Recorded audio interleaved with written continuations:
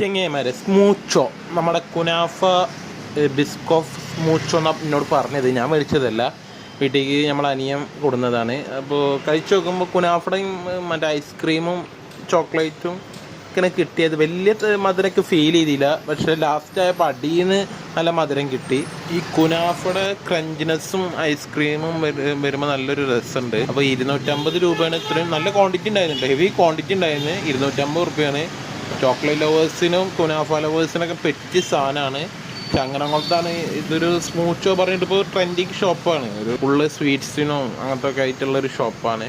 തക്കു കഴിച്ചു നോക്കി. തക്കുവിനും ഒരു ആവറേജ് ഓക്കെ എന്നുള്ള വിലയായിരുന്നു. പിന്നെ അധികം സീറ്റ് ലവേഴ്സ് ഒന്നും അല്ലാത്തത് കൊണ്ട് ഞങ്ങൾ അധികം ട്രൈ ചെയ്തില്ല. ഒരു ജാറ് മേടിച്ചപ്പോൾ തന്നെ ഞങ്ങൾ വീട്ടിലെ എല്ലാവർക്കും ഷെയർ ചെയ്യാൻ പറ്റി.